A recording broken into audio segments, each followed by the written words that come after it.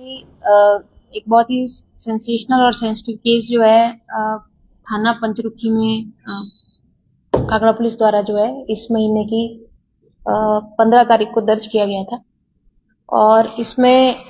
Background में जो है जनवरी से ये इंसिडेंट्स जो है उसकी घटना को फाइनली जब पूरा इन्वेस्टिगेशन टीम ने हमें कंक्लूड किया है तो ये घटना जनवरी माह की थाना पंचरुखी के क्षेत्र में लगते हुए गांव पंचायत सल्याना एरिया की है। मेरे लेफ्ट में मेरे साथ इस जो हमने एक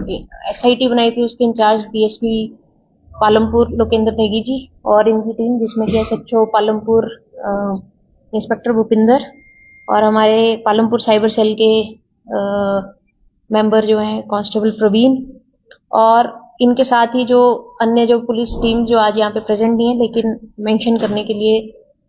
एसएचओ भवारना उनकी टीम, एसएचओ पालमपुर उनकी टीम। तो ये एक बहुत ही पेचीदा मैटर को जो है इन्होंने अपनी समझदारी से और पूरी मेहनत से इसको हमने वर्कआउट किया है। तो मैं इसके बैकग्राउंड में आपसे स्टार्टिंग से ये बताना चाहूंगी कि जनवरी में हमें एक ये मिसिंग रिपोर्ट जो है थाना पंचरुखी में एक पंकज नाम के शख्स की दर्ज की गई थी और 19 जनवरी को ये रिपोर्ट पंचरुखी में दर्ज हुई थी, जबकि व्यक्ति जो है 18 जनवरी से अपने घर से मिसिंग था। उस मिसिंग रिपोर्ट पे जो है जो हमारा मिसिंग पर्संस का प्रोटोकॉल है उसके तहत जो है इलाका में छानबीन की गई और उसकी जो मिसिंग व्यक्ति उसकी बाइक जो है उसके घर से लगभग 500 मीटर दूर जो है एक एरिया में पार्क्ड पाई गई थी। क्योंकि ऐसी शंका जाहिर की जा रही थी कि वो कोई एक्सीडेंटल फॉल या कोई अप्रिय घटना उस एरिया में ना हुई हो, इसलिए परिवारजनों के साथ मिलके 4 बार उस पूरे एरिया को जो है पुलिस टीम द्वारा कॉम्बिंग की गई ताकि कोई एविडेंसेस उस बारे में हमें मिले, लेकिन उस तरह की कोई भी एविडेंसेस बाइक के आसपास के एरिया से हमें नहीं मिली थी। और पर्सन का जो सीडीआर है, मिसिंग पर्सन का जो मोबाइल फोन है, उसको भी जब एनालाइज किया गया तो 18 जनवरी से ही लगभग दिन के 11 बजे से उसका लोकेशन अपने घर के पास ही आते हुए वो मोबाइल वहां से कोई और फर्दर लिंक्स हमें नहीं मिले। इसके साथ ही फाइनेंशियल बैंकिंग ट्रांजैक्शंस जो है फॉलोअप हम करते रहे, लेकिन किसी प्रकार की लीड इस मैटर में नहीं मिल रही थी। परिवारजनों के शक पे जो है उनके पड़ोस में ही रहने वाले एक परिवार को जो है जांच में शामिल भी किया गया और उनके फर्दर जो फैमिली ने इंडिकेट किया उस तहत भी कार्यवाही आगे हमने बढ़ाई। इसी बीच जो है पुलिस थाना ज्वालाजी के अंतर्गत एक अनआइडेंटिफाइड डेड बॉडी जो है जंगल के बीच में कुछ स्थानीय लोगों द्वारा स्पॉट की गई थी। उस बॉडी के क्योंकि ये मिसिंग पर्सन की सूचना सभी जिला के सभी थानों में ऑलरेडी थी,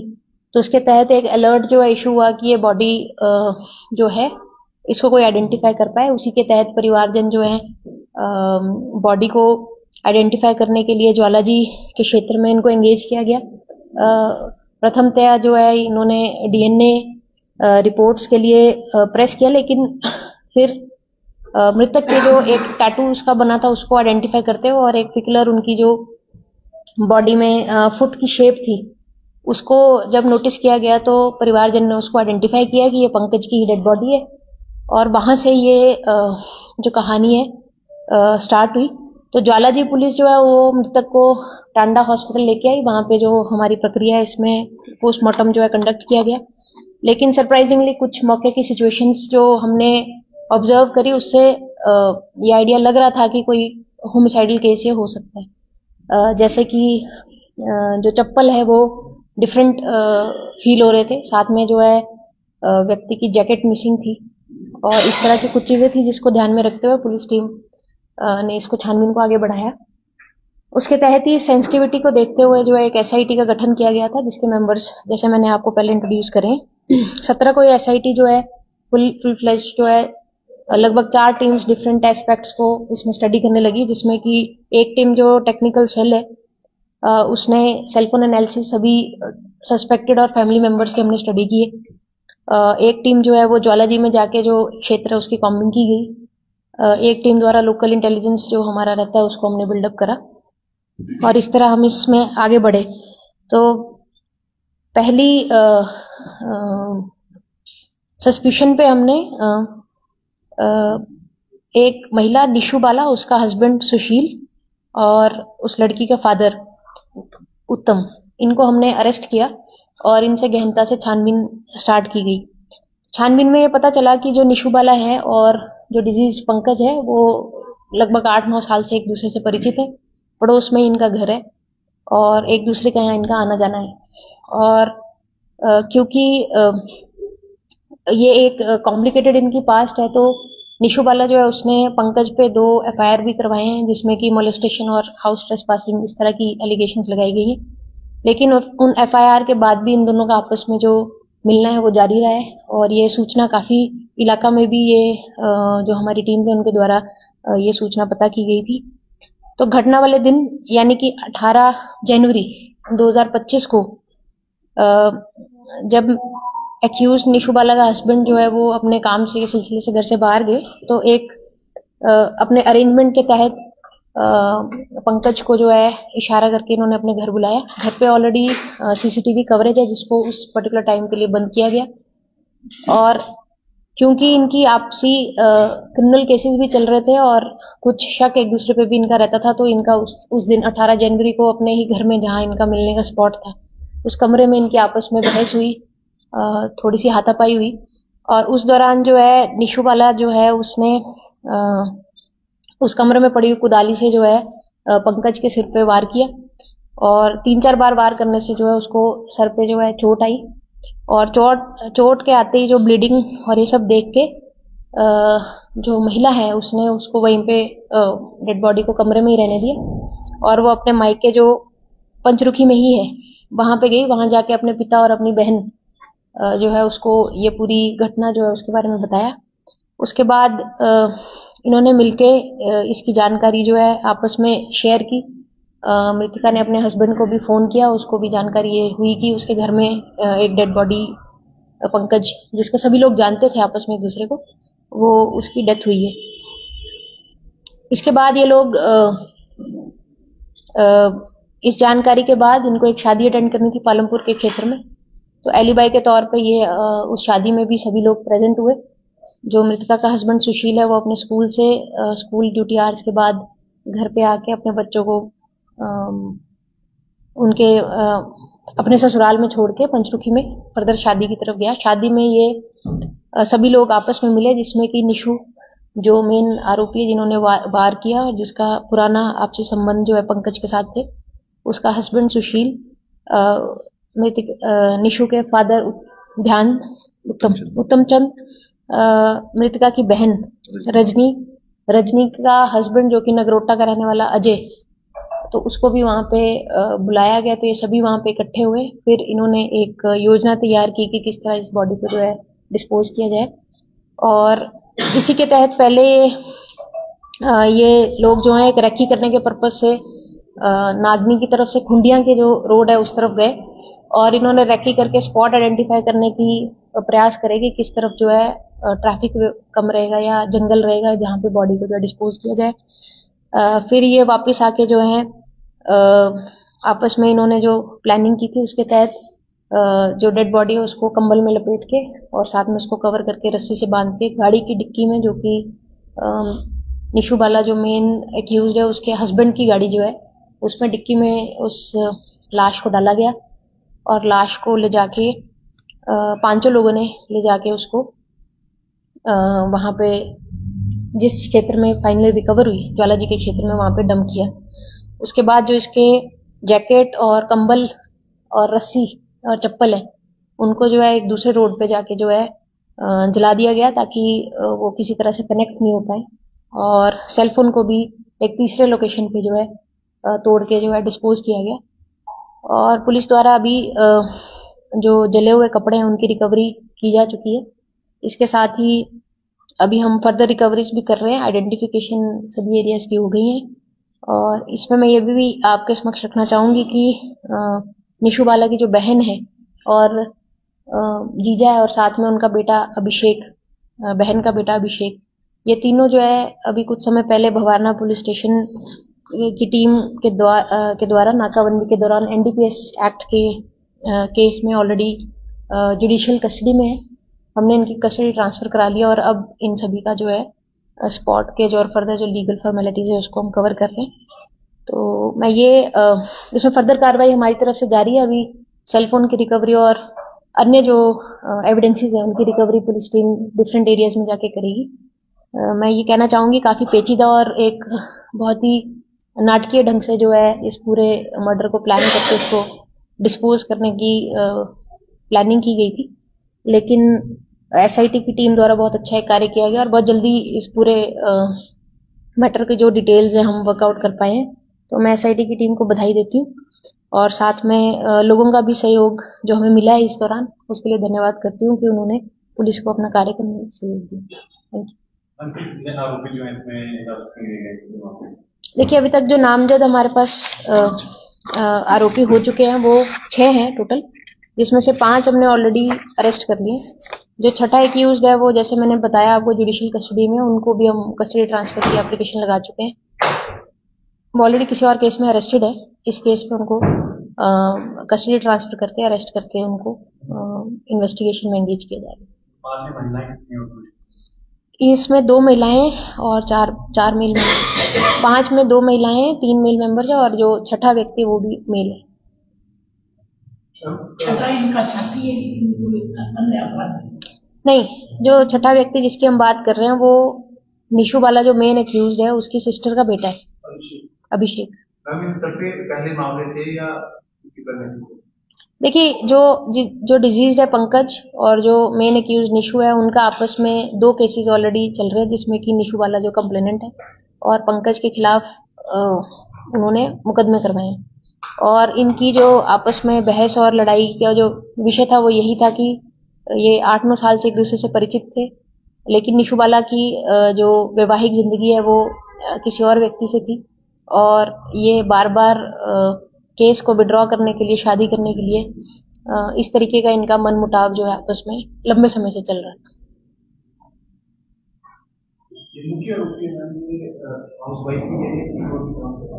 देखिए, इस क्राइम में 3 पहलू हैं। एक तो कि वेपन को यूज करके किसी की जान लेना, उसमें एक पक्ष है, और उसके बाद दूसरा पक्ष यह है कि उसकी बॉडी को इस तरीके से डिस्पोज करने के लिए एक कॉन्स्पिरेसी रचना, जिसमें कि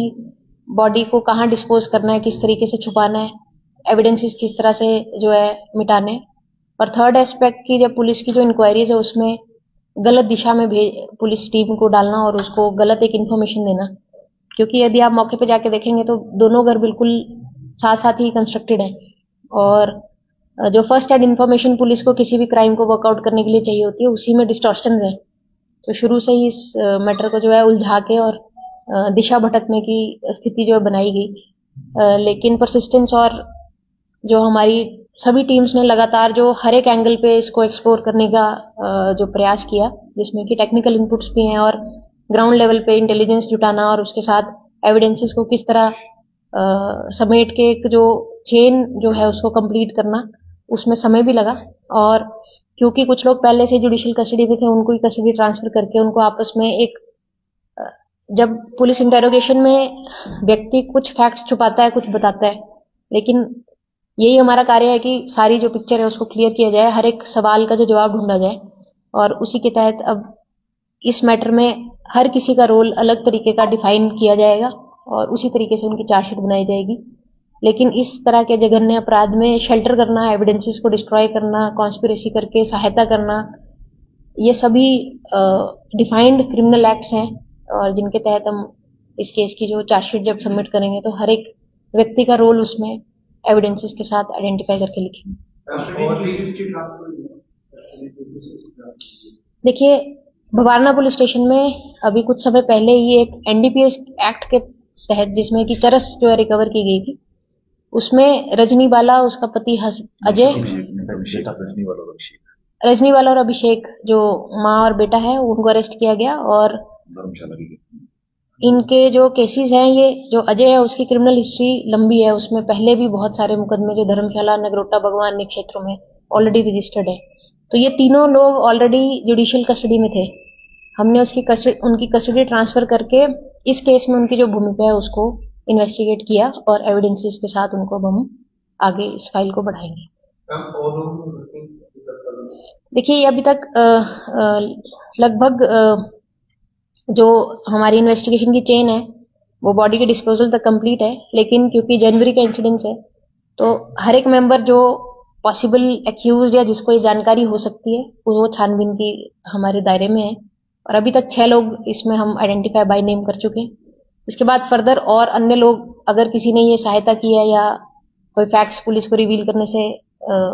गलत दिशा में भटकाने का प्रयास किया तो उस दिशा में भी जो इन्वेस्टिगेशन अभी आगे बढ़ेगी। नहीं, अभी वेपन ऑफ ऑफेंस जो है वो जैसे मैंने कहा बहुत बार इस केस में गलत इन्फॉर्मेशन से भटकाने के प्रयास किए गए, लेकिन फाइनली ये सभी लोग जब इकट्ठे हो और इकट्ठे इनसे संयुक्त रूप से जब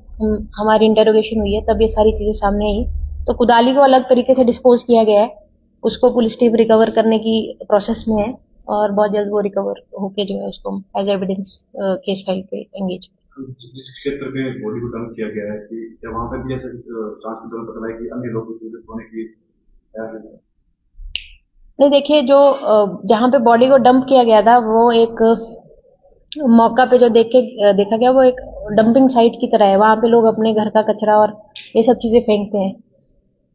बट जैसे मैंने पहले कहा कि जब एक डेड बॉडी इतने लंबे टाइम के बाद मिलती है तो काफी प्यूट्रिफाइड हालत में मिलती है, तो ऐसे चेहरा देख के या ऐसा सामने से देख के क्या इंजरीज उस समय हुई होंगी वो पता करना ऐसे नेकेड आई से मुश्किल है, क्योंकि लगभग 1 महीने के बाद ये बॉडी रिकवर हुई।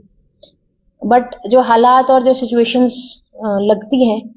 उस क्षेत्र में कोई व्यक्ति क्यों पहुंचेगा, उस हालत में क्यों पहुंचेगा, ये सभी सवाल जो पुलिस टीम्स जनरली जिस मौके पे जाके सिचुएशन को समझती है तो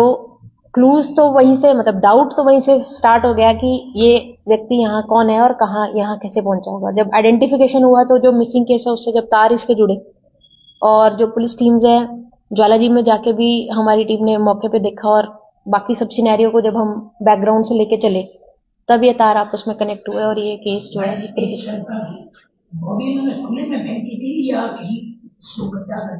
नहीं, एक ढांक से उसको नीचे गिरा दिया गया था जी।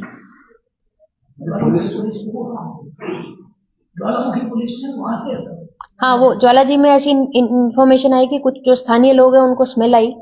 उन्होंने फिर पुलिस को इन्फॉर्म किया। वो घास काटने लकड़ी काटने जंगल में गए थे और फिर जब पुलिस वहां पहुंची तो ये बॉडी निकली। उस बॉडी के फोटो का सर्कुलेशन जैसे होता है सभी थानों में किया गया कि किसी का कोई अनआइडेंटिफाइड केस है, क्योंकि हमारा केस ऑलरेडी अंडर इंक्वायरी चल रहा था तो इनके परिवारजन को वहां एंगेज किया गया। फर्स्ट टाइम ये पूरी तरह से श्योर नहीं थे तो इन्होंने कहा कि डीएनए से हमें पता चलेगा, लेकिन बाद में वो जो टैटू था जो कि मेन मुख्य जो आरोपिया निशा है उसी के नाम का टैटू, वो जो निशु नाम का टैटू था उससे उसको आइडेंटिफाई किया गया और उस व्यक्ति की पिकुलर फिंगर्स थी जो उसकी फैमिली में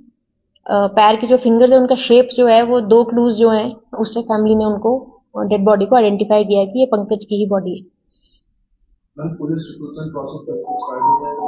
हाँ, पुलिस रिक्रूटमेंट प्रोसेस में आपके सबके माध्यम से सभी जो हमारे कैंडिडेट्स उनसे कहना चाहूंगी जिनका कल का एडमिट कार्ड यानी कि 22 फरवरी का एडमिट कार्ड इशू हुआ है वो कल 7 बजे पुलिस ग्राउंड में अपनी भर्ती देने के लिए